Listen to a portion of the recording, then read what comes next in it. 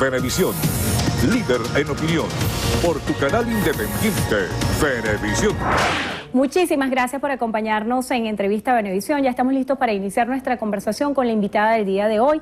Ella es la ministra para la Mujer y la Igualdad de Género, Blanca Ecao. Gracias por estar con nosotros en Entrevista Venevisión. Gracias a ustedes por la invitación. Es muy oportuna su presencia en el estudio, sobre todo para analizar lo que está sucediendo en este momento y donde el tema Venezuela ha sido protagonista no solamente en lo local, sino en el ámbito internacional. Lo que está ocurriendo cuando hace tan solo minutos la canciller de la República, Delcy Rodríguez, en Washington, exponía sus puntos de vista y sus argumentos frente al escenario de la OEA de lo que está sucediendo en Venezuela. También es muy interesante analizar que mientras estamos conversando está en desarrollo una sesión en la Asamblea Nacional donde el punto central y de debate es la ruptura del orden constitucional. Y quisiera que habláramos acerca de eso. ¿Cuál es la opinión que tiene usted acerca de estos eventos que están ocurriendo y sobre todo en un escenario donde hay tanta incertidumbre para todos los venezolanos?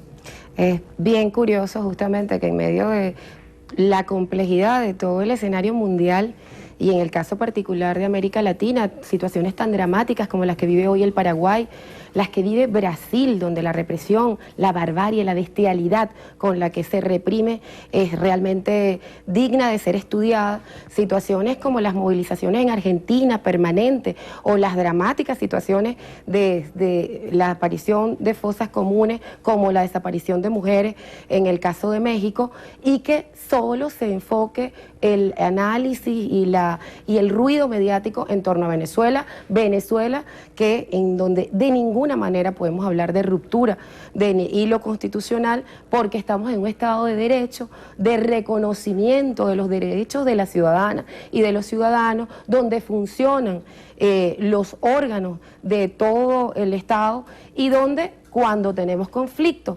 entre los distintos poderes, hay mecanismos para la resolución de los mismos. Estamos en medio de una constitución de las más avanzadas del mundo y por eso es justamente digno de analizar por qué ante una realidad evidente, que es la verdad de nuestro país, que es estabilidad, en medio de diferencias, en medio de situaciones problemáticas como la de la guerra económica, el civismo de todas y todos los venezolanos, no de una parte. Todas las venezolanas y todos los venezolanos queremos paz. Lo hemos demostrado a lo largo de estos años. Sectores absolutamente minoritarios, lamentablemente dirigidos por agendas extranjeras, quieren una guerra y quieren la violencia. Y lamentablemente lo que estamos viendo en la OEA, y de allí el pronunciamiento de nuestra canciller, es el intento de buscar un marco que permita una intervención en nuestro país. ¿Para qué la intervención? Para producir la guerra que hasta ahora no han podido producir en este territorio de paz, de vida y de futuro que es Venezuela. En el escenario internacional ha cobrado mucha fuerza la idea de la activación de la Carta Democrática para tratar de afrontar la crisis humanitaria y política, y esto ha sido el señalamiento constante del secretario general Luis Almagro. También se ha hablado mucho acerca de la violación a los derechos humanos y yo quisiera que extrapoláramos estas ideas a lo que sucedió el día de ayer en las manifestaciones, porque titulares de la prensa nacional destacan en algunos casos perdigones, lacrimógenas y balas reprimieron manifestación de la oposición, y esto se hace un señalamiento como una criminalización de la disidencia política. ¿Cómo analizar para que exista un escenario de paz en el marco de tantas diferencias políticas? El Índice de Desarrollo Humano que ha en el informe anual del PNUD dice que Venezuela mantiene, a pesar de toda la situación, sobre todo forzada por el bloqueo económico que hay en contra de nuestro país, nosotros tenemos un índice de desarrollo humano alto, por encima de Brasil, por encima de México, por encima de Colombia, por encima de Perú, por encima de la mayoría de esos países que en la OEA hoy pretenden cuestionar a Venezuela. Nosotros decimos, en medio de las dificultades, el gobierno bolivariano, nuestro presidente Nicolás Maduro, ha puesto el énfasis en la inversión social, es decir, en el derecho de los ciudadanos y las ciudadanas de la República, rompiendo un récord en este 2017, 74% de lo que es el presupuesto nacional en inversión social. Por lo cual, esta estrategia de decir que hay una crisis humanitaria, tenemos enormes dificultades, pero tendríamos que ver cuál es la situación de los campesinos y de las campesinas en México, en Colombia, en Perú, por Dios. Es decir, es un acto de hipocresía, una vergonzosa manipulación y una mentira que se cae a pedazos. Por eso, lamentablemente, la OEA ha quedado develada.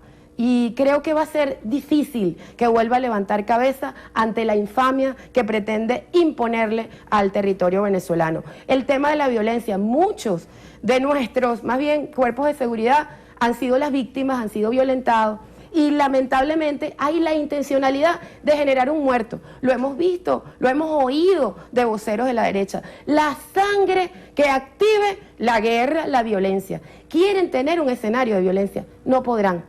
No podrán, no solamente por la vocación democrática de nuestro pueblo, no podrán, no solamente por la fortaleza de nuestra Constitución, no podrán porque Venezuela, esta patria nuestra, se ha trazado el camino de la paz y no nos van a desviar de él.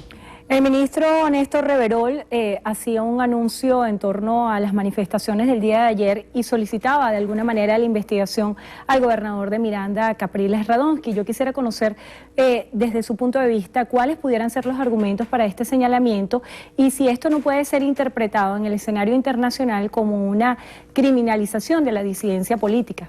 Todos oímos el pronunciamiento del señor Capriles Radonsky luego de perder las elecciones en el 2013, cuando llamó a desatar la ira. No voy a utilizar el término que él usó.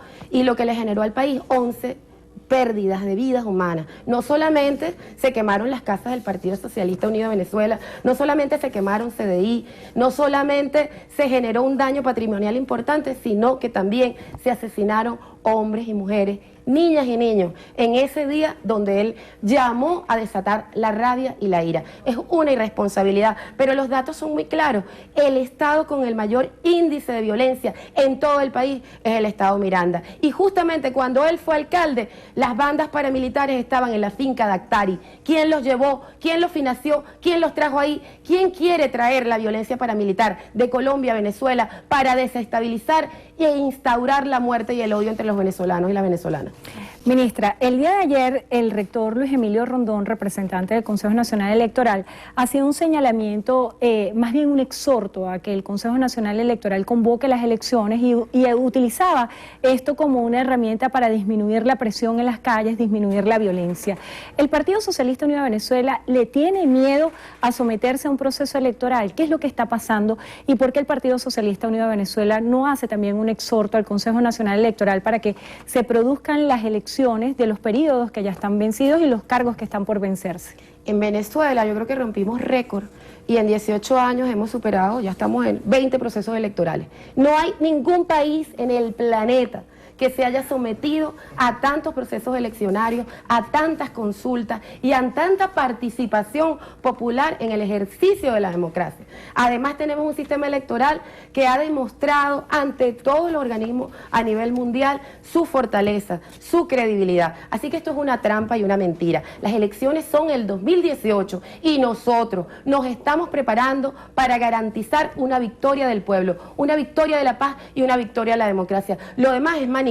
¿Por qué no le preguntan a Temer, que es un presidente ilegítimo producto de un golpe de Estado, cuándo van a fijar las fechas electorales? Eso no lo dice, pero a Venezuela pretenden violentarle su reglamento, su marco constitucional que fija el periodo electoral por 6 años y se cumplen en el 2018. Usted está haciendo referencia a las elecciones presidenciales. En el caso de las regionales y municipales, que sí deberían estar previstas para este año, ¿el Partido Socialista Unido de Venezuela está preparado? ¿Tiene miedo de participar en este proceso electoral? El Partido Socialista Unido de Venezuela tiene como objetivo servir al pueblo venezolano.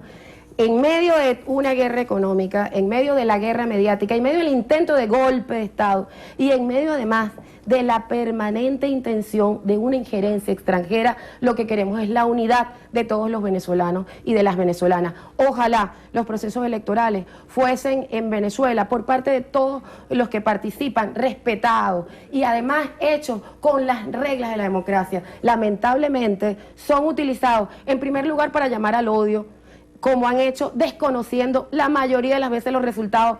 Pocas veces han aceptado un resultado que les haya sido desfavorable, y la mayoría de los resultados han favorecido a la revolución bolivariana, y cuando lo hemos tenido que nos han sido adversos, lo hemos reconocido de inmediato. Nuestra vocación es la democracia. Nuestra intención permanente y compromiso es en defender y construir poder popular, el poder del pueblo expresado no solamente en el evento electoral, sino en el ejercicio permanente de gobierno. Por eso nuestro presidente Nicolás Maduro ha creado consejos presidenciales de gobierno campesinos, de trabajadores, de mujeres de la tercera edad, de ambientalistas, ha buscado los mecanismos para garantizar el fortalecimiento de consejos comunales, comunas.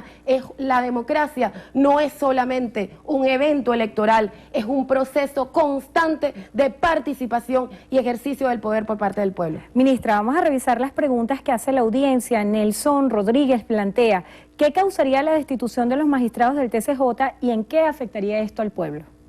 En primer lugar, el proceso para plantearse una destitución no tiene que ver con algo que se le ocurra al Parlamento, sobre todo si no se ha hecho ninguna investigación donde se ponga en juicio la condición ética de los magistrados.